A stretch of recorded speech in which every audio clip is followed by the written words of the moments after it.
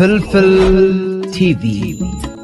ሰላም ወሰናይ ኣብ ዝተፈላለዩ ኩርናዓት ዓለም ብምዃን መደባት ፍልፍል ቲቪ ተካታተሉ ክቡራንን ከመይ ትኾና ንሎምውን ከም ትልሙድ ዝተፈላለዩ መደባት ሒዝና መጺና ኣለና እቶም መደባት እንታይ ይመስሉ ሓቢርና ንከታተል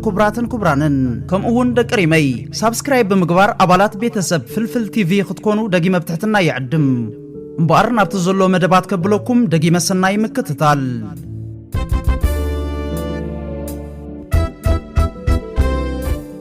ሽልማት ንብሉጽ አፍሪካዊ ተቀዳዳማይ 2025 ኣብ ሩዋንዳ ከዕደል ምዃኑ ተሓቢሩ ብመሰረት ኮንፌደሬሽን ቅድድም ብሽክለታ አፍሪካ እዚ ንብሉጻት አፍሪካውያን ተቀዳደምቲ ዝዕደል ሽልማት ሕዳር ዕለት 28 ከምኡውን ዕለት 29 ኣብ ኪጋሊ ብፍሉይ ዝበለ ጽምብል ከዕደል እዩ እዚ ብመሪሕነት ፕሬዚደንት ኮንፌደሬሽን ቅድድም ብሽክለታ አፍሪካ ዶክተር ያኦ አላህ ኩማኤ ዝተወደበ ስነ ስርዓት ምዕዳል ሽልማት ኣብ 4 ምድባት ዝተኸፍለ ኮይኑ ቀዳማይ ንብሉጽ ተቀዳዳማይ ብሽክለታ ወዲ ተባዕታይ ኩሉ ምድባት ካልኣይ ንዝበለጸት ጓል ኣንስተይቲ ኤሊት ተቀዳዳሚት ሳልሳይ ንዝበለጸ ኣማተር ወዲ ተባዕታይ ተቀዳዳማይ ራብዓይ ንብልጽቲ ሃገራዊት ጋንታ ቅድድም ብሽክለታ አፍሪካ ክወሃብ እዩ ሩዋንዳ ከም እንጋዲት ሃገር መጠን ተወሰኽቲ 4 ትሮፊ ሽልማት ንብሉጻት ሩዋንዳውያን ተቀዳደምቲ ደቂ ተባዕትዮን ደቂ ኣንስትዮን ከምኡውን ንብሉጻት ደቂ ተባዕትዮን ደቂ ኣንስትዮን ተቀዳደምቲ ካብ ማሕበረሰብ ምብራቕ ኣፍሪካ EAC ናይ ክብሪ ዋንጫታት ክወሃብ እዩ ሽልማት ብሉጽ ተቀዳዳማይ አፍሪካውያን ተቀዳደምቲ ኣብ ዓለም ለኻዊ ውድድራት ብዘመዝገቡ ዓወትን ከምኡውን ንኣህጉርና አፍሪካ ንዘስመዩን ዝወሃብ ሽልማት ኮይኑ ብኣፍሪካውያንን ዓለም ለኻውያንን ክኢላታት ቅድድም ብሽክለታ ብዝወሃብ ፓነል ድምጺ መሃብ ዝውሰን እዩ ነዚ ሽልማት እዚ ኣብ ዝሓለፈ ተኸታታሊ 5 ዓመታት ኦሎምፒካዊ ተቀዳዳማይ ቢንያም ግርማይ 4 ግዜ ከምኡውን ፕሮፌሽናል ተቀዳዳማይ ሄኖክ ሙሉ ብርሃን ሓደ ግዜ ክዕወትሉ እንከለዎ ብሓፈሻ 9 ግዜ ኤርትራውያን ተቀዳደምቲ ነዚ ሽልማት ክዕወትሉ በቂዖም ነዚ ሓደ ካብ ዝዓበየ ሽልማት ውድድር ቅድድም ብሽክለታ ኣህጉርና አፍሪካ 9 ግዜ ተዓዊቶምሉ ዘለዉ ኤርትራውያን ተቀዳደምቲ ምስ እንርኢ ናትናኤል ብርሃነ ኣብ 2012 መክሰብ ደበሳይ ኣብ 2014 ዳንኤል ተክለ ሃይማኖት ኣብ 2015 ተስፎም ዕቁባ ማርያም ኣብ 2016 ሄኖክ ሙሉ ብርሃን ኣብ 2023 ከምኡውን ኦሎምፒካዊ ተቀዳዳማይ ዕውት ቱር ዲ ፍራንስ ቀጠልያ ማልያ 2024 ቢንያም ግርማይ ኣብ 2020 2021 2022 ከምኡውን 2024 ተዓዊቶምሉ ስለዚ ሰናይ ትምኒታትና ንገልጸሎም ተቀዳደምትና ኣብዚ ካብ ዝዓበየ ውድድራት ኣህጉርና አፍሪካ ዝኾነ ናይ ቅድድም ብሽክለታ ከም ልማዶም ዓወት ሒዞም ክወጹ ሰናይ ትምኒታትና ክንገልጽ ንፈቱ ከምኡውን ክቡራንን ተኸታተልቲ ኣብ UCI አፍሪካ ቱር ብናይ ሎሚ ዓመት ብውህልል ነጥቢ 6 ኤርትራውያን ምስ ብሉጻት 10 ብሉጻት ተቀዳደምቲ አፍሪካ ኣትዮም እዮም ዘለዉ ከምዚ ኣብ ቪድዮ ንዕዘቦ ዘለና ቀዳማይ ቢንያም ግርማይ ካልኣይ ሄኖክ ሙሉ ብርሃን ሳልሳይ ናትናኤል ተስፋጽየን ሻዱሻይ ሚልኪያስ ማእከለ ታሻዓይ ናሆም ዘርአይ መበል 10 ካ ኣማኑኤል ገብረ እግዚአብሔር ብምዃን ኣገራሚ ውጽኢት ኣመዝጊቦም ይርከቡ تمتكلومي يوم تمعصو والعود موسى ودي انا حسامصو والعود برهي والعود نقاش نبري فلفل اليو مني حرمز نايقاش عدي ويزارو زعدي سعيرا كلهم زيرو عدي ويزارو زعدي سعيرا كلهم زيرو ካብዚ ቀጽለውን ክቡራንን ተኸታተልቲ መልእኽቲ ኣምባሳደር ሕብረት ኤውሮጳ ኣብ ኤርትራ ምስ ኣባል ሃገራት ሕብረት ኤውሮጳ ብምውሃድ ዝምድና ሕብረት ኤውሮጳን ኤርትራን ምድንፋዕን ረብሓታትን ክብርታትን ሕብረት ኤውሮጳን ምድንፋዕን ንምሕላውን ዝዓለመ ልዑል ሞያዊ ጋንታ ንምምራሕ ምስ ልኡኽ ሕብረት ኤውሮጳ ናብ ኤርትራ ምጽምባረይ ክብሪ ይስማዓኒ ሕብረት ኤውሮጳ ንምርግጋእን ብልጽግናን ዲሞክራስን ኤርትራ ዘለዎ ተወፋይነት ነዊሕ ዝጸንሐ ኮይኑ ንዝያዳ ምትሕብባርን ውህደት ናይቲ ዞባን ምድንፋዕን ዘለዎ ቆራጽነት እውን ከምኡ እዚ ቃል ኪዳን እዚ ሕብረት ኤውሮጳ ኣብቲ ዞባ ብንጹር ዝተነጽረ ስትራቴጂካዊ ረብሓታት ንኻልኦት ኣብ ከም ምድንፋዕ ሰላምን ጸጥታውን ዞባውን ውህደት ምዕባይ ቁጠባዊ ምትሕግጋዝ ከምኡውን ምድንፋዕን ምሕላውን ሰብኣዊ መሰላት ዝኣመሰሉ ናይ ሓባር ረብሓ ዘለዎም ጉዳያት ምትሕብባር ዝተኣሳሰር እዩ እዚኦም ኣብዚ ዘለዉ ረብሓታት ኮይኖም ንኽጸንሑን ንቐጻሊ ይዘተን መጻኢ ጽምዶታትን ጽኑዕ መሰረት ክኾኑ እዮም ሕብረት ኤውሮጳ ኣብ ኤርትራ ዝገብሮ ዘሎ ጻዕሪ ኣብ ማሕበራውን ቁጠባውን ምዕባለ እታ ሃገር ኣበርክቶ ንምግባር ዝዓለመ ኮይኑ ንናይ ከባቢ ድሌታት ዝኽተልን ከባብያውን ዋንነትን ዘላቕነትን ንምርግጋዝ ዝጽዕር እዩ መልእኽቲ ኣምባሳደር ሕብረት ኤውሮጳ ኣብ ኤርትራ ካብዚ ቀጺለውን ክቡራንን ተኸታተልቲ ፍልፍል ቲቪ እዚ ኣብ ቪድዮ ንዕዘቦ ዘለና ቦታ ኣበይ ይመስለኩም ወይ ኣበይ ምዃኑ ትፈልጡ ዶ ሓጽርትን ገለጽትን መደባት ናባኹም ከብለ ደጊመ ሰናይ ምክትታል ከምዚ ቅድም ኢለ ከገልጸልኩም ዝጽናሕኹ እዝን ሪኦ ዘለና ቪድዮታት አበዩ ጽናዓት ድፉዓት ግንባር ቡሬ 71 ኪሎ ሜትር ተጨፍጭፍና አላህ የውምና ዝተባህለሉ ግንባር ካብ ደቡባዊት ከተማ ዓሰብ ክሳብ ዶብ ኤርትራን ኢትዮጵያን 71 ኪሎ ሜትር ርሒቁ ኣብ ዝርከብ ግንባር ቡሬ ዓሪዱን ጸላኢ ፍጹም ዝደምሰሰ ክፋል ሓይልታት ምክልኻል ኤርትራ ገበል ወዲ አጻም ዝብል ቅጽል ስም እውን ኣለዎ ግንባር ቡሬ ካብ ጫፍ ዶብ በጸጋማይ ሸነኽ ብወገን ዶብ ጅቡቲ አሲሩ እግሪ ትጎቦ ጎቦ ሙሳዓለ ሓሊፉ ጽርግያ ቆሪጹ አስታት 25 ክሳብ 30 ኪሎ ሜትር ጎድናዊ ተዘርጊሑ ጫፍ የማናይ ግንባር ታባ አስመራ ዝዘርጋሕ ኣዝዩ ዱልዱል ድፋዕዩ ኣብ ነፍሱ ወከፍ እምንን ባይታን ቡሬ ምስክር ጽንዓቶምን ቆራጽነቶም ዝኾነ ነባሪ ኣስር ኣሎ በረድ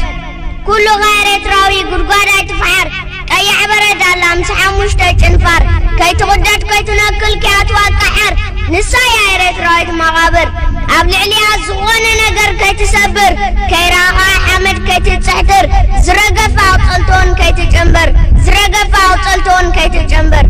ንዕላማ ዝትኮት ዝውርወር ኣኻውሕ ማዕታ ዝፈጥር ዓይንኻ ዝደግሕ የዛን ዝቐድድ ብርቱዕ መቓልሕ ክፍና የብሉ ዝረገደም ከይፈልሕ ክፍና የብሉን ዝረገደም ከይፈልሕ ቀያሕ ዝዕብራ እምኒ ከይትድርቢ ውርወራ ምውንጫፋ የድልን ይሰርቢ ፎኪስ ከይትኸውን ዓለም መዛረቢ መዕለሊ ኮይና ከይትተርፍ ፀሓይ ምዕረቢ መዕለሊ ኮይና ከይትተርፍ ፀሓይ ምዕረቢ ቀያሕ ዝዕብራ ደንጎላ ከይትፍንቅል ፈገገ ከይተብላ ከይትመቅል ካብ ዘላቶ ቦታ ከይትፍንተት ከይትነቅል ኣብ ትሕቲ መሬት ዘረቕት ቀያሕ በረድ ሓፃውን ትስዕል ሕልፍቲ መብረድ ንምልካዊ ገዛቲ መኸስተን ምዕረድ ንምልካዊ ገዛቲ መኸስተን ምዕረድ የቐነለይ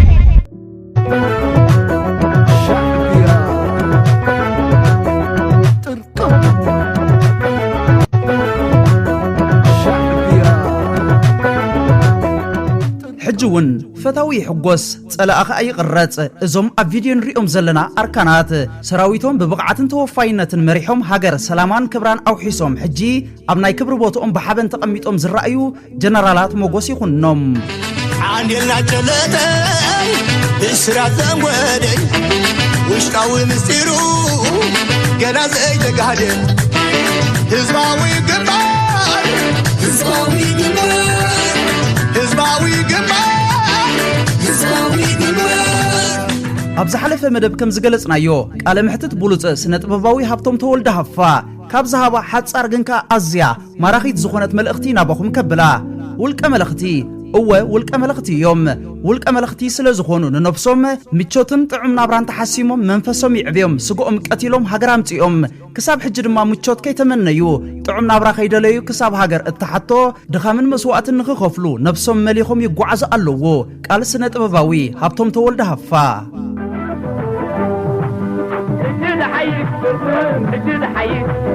اجد حيز همو اجد حيز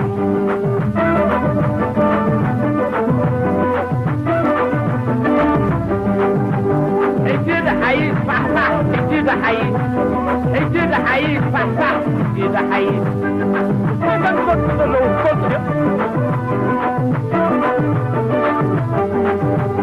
اجد حيز امسك اجد حيز اجد حيز ترعب اجد حيز جنا جنا غطني لي وهلو دهري اجد حيز اجد حيز اجد حيز اجد حيز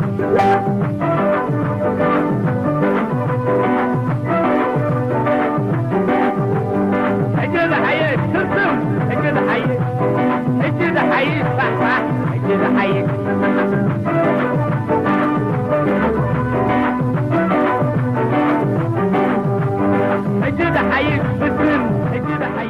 كبراتن كبرانن تقاتلتي ازنري ازلنا سئلي مانكان فاركيتان اب صبوق سفرا تسفير الله الله يومنا سيزن 2 كامين سون اتا انكو بزيني حيالات هاجرات حجز نفس اتكلاخل كرعتا هاجر موخا نبعت فتات كاب ازعبي هاجرات مكيتا ست زبلت ارحا حجون اتوم كدمتي حلمهم سغاب زي قارصو اب تطنق بمخوان مدساقم كقصليو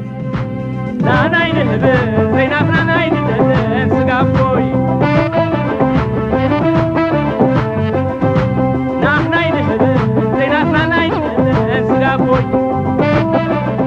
ቀጽለውን ክቡር ጀነራል ፊሊጶስ ወልደ ዮሐንስ ካብ ዝበሎ ናባኹም ከብል ቁልጡፍ ቅርጡ ዘመናዊ ሰራዊትና ሰራዊት ኤርትራ ጥይቶም መንጢልና ክንስዕሮም እንከለና እዚ ነገር እዚ ኣብ ኤርትራውያን ጥራሕኻ ትረኽቦ እዚ ድማ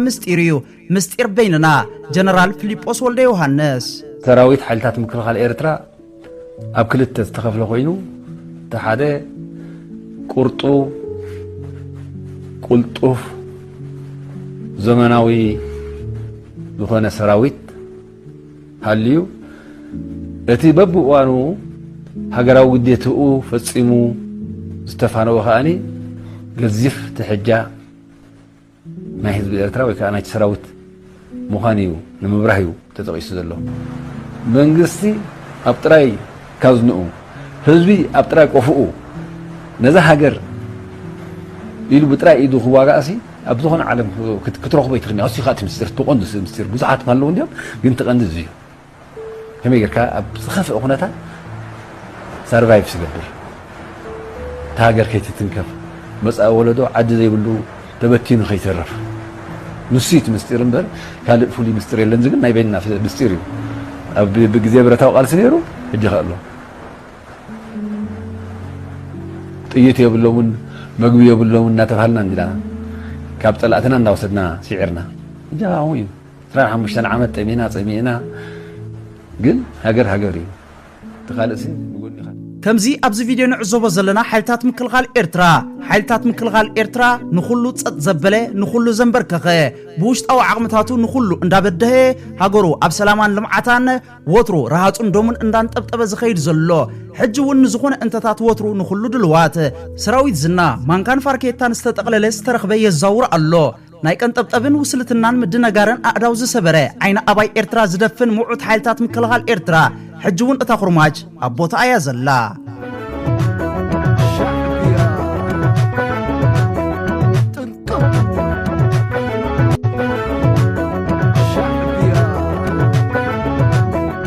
ኣስዕብ ኣቢለውን ኣብ ክልል ኢትዮጵያ ዝረአ ዘሎ ኩሉ ጎነጽ ሽግር ክትራን ምስራቅ ዝተፈላለየ ኣነወርቲ ተግባራት እንዳተፈጸሙ ይኸዱ ኣለዎ በዚ ዓቅሎም ዝጸበቦም ኢትዮጵያውያን ውን ንስርዓት ቆልዓ በሻሻ ብዝተፈላለየ ርእቶታት እንዳገሰጥዎ ይርከቡ ህዝባዊ ኣድማን ዕግርግርን ከም ባህሊ ሰሪጹላ ዘሎ ኣብ ኣፈፌት ፍርሰት እትርከብ ኢትዮጵያ ኣብ ክልል ዓፋሪ ካብ ወደባት ጅቡቲ ናብ አዲስ አበባ ዝኣቱ ዓቢ ጽርግያ እዩ በኣድመኛታት ተዓጺ ዝረአ ዘሎ ኣብ ካልኦት ክልላት ኣብ ተመሳሳሊ ሰዓታት ህዝባዊ ናዕብን ዕግርግርን ውን ክፍጠር ቀኒሎ እንተኾነ ከም ባህሊ ዝሰረጸን ምግቱ እውን ስለዘይተኻለን ክሳብ ነታ ሃገር ኣልሚሱ ደው ዘብላ እቲ ህዝባዊ ተቃውሞ ቀጻሊ እዩ ስለዚ ኢትዮጵያ በፕሮፓጋንዳ ያ ዘላት መስል እምበር ብግብሪ ኣብቂዓያ ይብል ፍሉጥ ፖለቲከኛ ጀዋሃር አሕመድ እዚ ኣብዚ ቪድዮ ንሪኦ ዘለና ቁጥርታት ውን ልቃሕ ኢትዮጵያ እዩ ተተለቅሕኻ ብልጭልጭ እዛ ናይ ሃገር ልቃሕ ኢትዮጵያ ነብሳ ክትክእል ዘይትኽእል ብድጎማ ምዕራባውያን እተስተንፍስ ሃገር እያ ገለ ዓያሹ ኣብ አዲስ አበባ በስርቅን ልቃሕን ቀጠፍተፍን ዝተሰርሐ ርሻናት ሪኦም ኢትዮጵያ ኮ ማዕቢልኣ ይብሉና ነይሮም ርኢን ተበልካስ ናይ ልቃሕ እቲ 99 ሚእታዊት ህዝቢ ኢትዮጵያ ግን ናብራ ቀደም እዩ በመግቢ ነፍሱ ስለዘይከኣለ በሴፍትኔት ዝዕንገል ዘሎ እዩ 85 ሚእታዊት ህዝቢ ኢትዮጵያ ከዓ ጽሩይ ዝስተማይ የብሉን ሓደ ካብ ቀንዲ ተለኣኽቲ ስርዓት ብልጽግና ቆልዓ በሻሻ ዘሎ ጻድቃን ኣብ ትግራይ ኣማኢታ ሸሓት ንጹሃት ኣጥፊኢኻ ዕላማኻ ስለዘይተሳኽዓልካ ናብ ህዝቢ ኢትዮጵያ ክትሕባ ካብኡ ዝገደደ ድማ ብምስምስ ባሕሪ ኣራሲንካ ኣማኢት ኣሸሓት ንጹሃን ኢትዮጵያውያን ክትህልቕ ሕጂውን ህርዲግ ምባል ክንሓጽበካ ምዃንና ኮቶ ኣይትጠራጠር ብህይወትካን ከለኻ ኣሲርና ከም እንእትወካ ብስም ስዋኣት ከም ዝመሓልና ፍጹም ከይትጠራጠር ኩሉ ግዜ ንግዜ ጥራይና ሃቦ እዚኣ መብጻዓ ግን ናብ አዲስ አበባን አሜሪካን ህድማ እንተ ሓዲጉ ማለት እዩ ስብእነት እንተ ዓዲጉ እዚኣ መብጻዓ ያ mbona wewe songa libala oye songo mbona wewe obali nangai ከምዚ ኣብዚ ቪድዮ ንሪኦም ዘለና ስርዓት ቆልዓ በሻሻ ነዞም ተለኣኽቱ ጽቡቕ ገይሩ ዝጻወተሎም أنت زهتسان كندا يحسم بالحجس أفلت أبيلو نخلتين جولد مينين بروجكت ماناجر أمسيلوون نبين نادينا وايت كاب سيفتي نجبر إلهم كذي حتى وبلسكة كالب زعبا صار كانن جيتاچون اتدنقو ነገር እንታልዩ بزعبا بعتات زلوم أفلت أيو هتسان 4 كيلو شمالس أبديسان عبدالله بزعبا بعتات أفلتو كم زي بلوم بقليلو تجنزب صالح هاجر السلام صار كانن جيتاچون بزعبا بعتات أخل أفلتو زحازو يمسلو دقفت صار كان هيتحرقو اتصال ساي أقداسي نتبي بزعبا جولد مينين زلوم أفلت أيو صالح إذا جزياو من محدار ورق تجراي يفحرو خم زنبرو زأكل تمكرو خم زلو من بتتخدينو مزلو لبسي بقليلو تجنزب ጂኦግራፊ ነው ለኛ መልክዓ ምድር ነው እንጂ ሌላ ነገር የለውም ሶደር ሸመጥቻለሁ ቢያንስ ያኔ መንገድ ለመመረቅ ነበር የተመጣው በስንት ዘመን የተሰራች አንድ መንገድ ብቸኛ መንገድ ነበረች በሄሊኮፕተር ሄድኩት በጣም ሀብታም ምድር መሆኑን የሚያጠራጥር ነገር አልነበረው እንዴን አትሊስት ሀብት ለመጠቀም እንኳን መንገድ ቀደም ብሎ መስራት እንዴት አልታያቸውም ብዬ ጠይቅ ነበር ያኔ እንኳን አልኩት ለመዝረፍ ነበር ግን መዝረፍ የሚለው ቃል ትንሽ ከወድ ስለሚል ነው أنتم سبات زي هتسان 4 كيلو حاسم سقاب بوي أبعت خوينا يتصرفوا كم زي نبرا أبعتي بالي وسيدو 27 عامتات إثيوبيا نزرفان يرنا أبيلون بلولو حجز فويسو وند أخي كون إذا هتسان كو زئمن أيكونن نزن كلتا تجارو نايقو جام أسيرولن كهيلو دقا أمبر سرقتي إنان يرنا كسام بالدوت بتسحيقا بامبولاتات جيتاچو تجاروني إثيوبيان 27 عامتات سرقنا يا إنا اتبر سنموغوت عموخم انتايك توتولا إيخم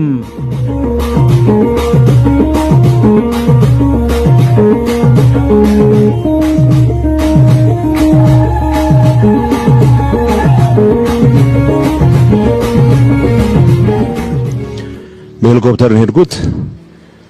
በጣም ሀብታም ምድር መሆኑን የሚያጠራጥር ነገር አልነበረው እንዴን አትሊስት ሀብት ለመጠቀም እንኳን መንገድ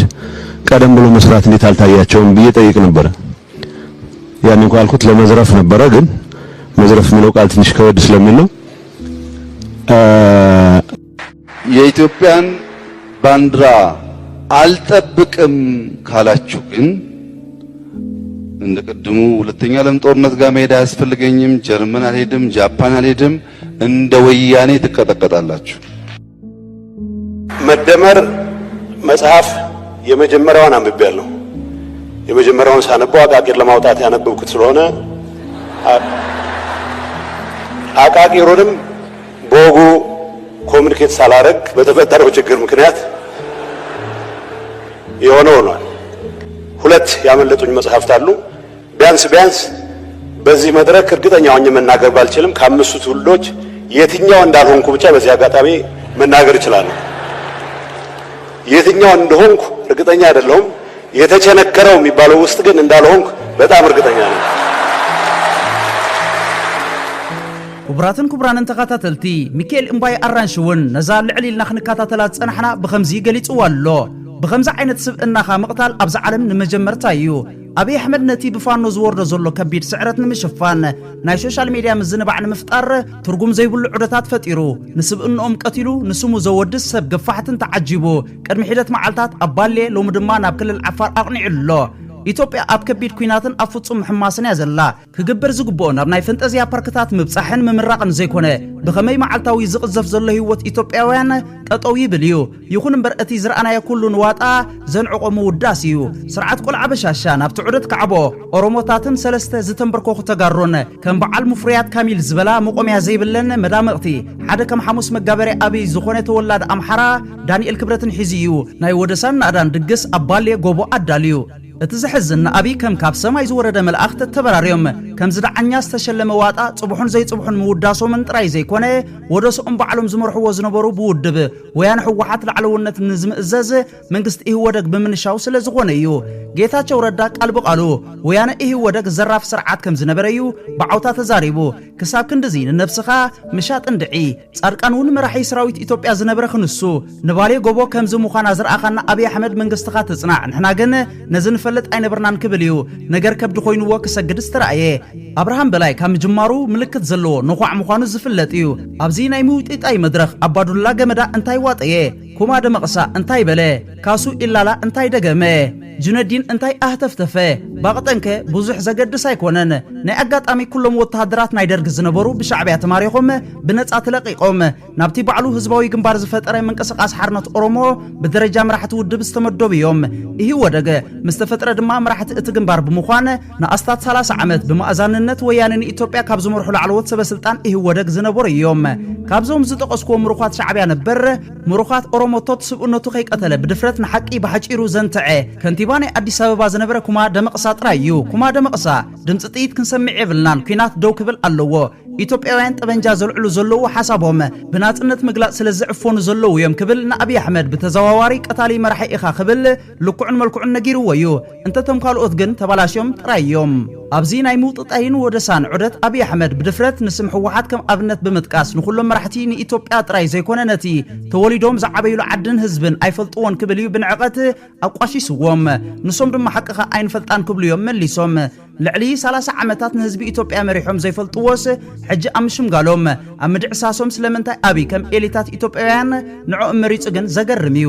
بزخونه بوليتيكا بدالان بمنشاون زسرح مويا ايكونن بوليتيكا كابو بعصرت عطفي نزحاي زنبره نزحلفه ود منغستي بمنشاو زسرح ايكونن اب تاريخ ايتوبيا كم زحجن ريو زلنا هلقيت عنوت بفصوم ترايو ايفلطنيو اتني ايتوبيا عدو ايفلطان نيرو زبحال زلو سرعات نبعلو نا ابي احمد اورومو مخوانو افليطو بسم اورومو توديبو نا مسال سلطان زمصيو نبعل ابادولا كامروخات ناب سلطان زسقليو أبي نسطرا إلو سقاي بلن كم كريستوفر كولومبوس كم فاسكو دغاما نتي أبارين زنت إلت زنبر بعتي نسو دهاسيسو زرخوبون كلت سلست عطفي لعليه الداس أباي كم زغبرولوني تزاريبو اتوم نفلت إنا مهورات إنا زبلو بعال جيتاچو ردان صادق اندما تمسيتوم نتقدادا يدامصو مدماس طراي زيكونه لعلي بعال دانيال كبرت حاشكار أبي نمخوان نتابي إثيوبيا بقطبا رؤي لوطي زغبر ودب حوحات يناشو كنزرف إنا نبالي نمتصنيرنا كبل جيتاچو نغويتو خسحق ترايو زي ناي وردتيو اب تاريخ تግራይ اتزغفه وردت ميكائيل امبايا ارانشي ايري لاين بيج بمونغونيا بعراقي حبسنت هوا حقي مزيكتي تهدينو زبطوه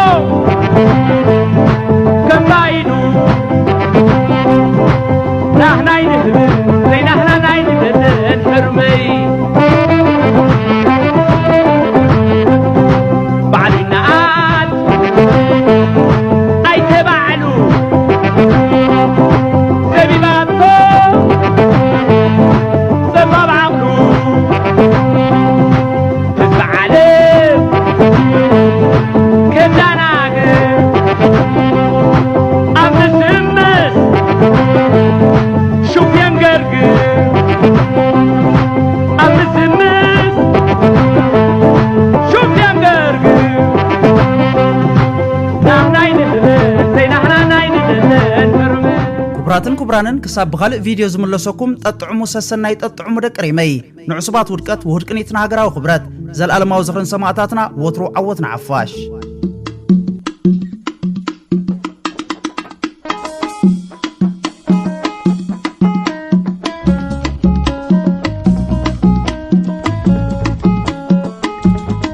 فلفل تي في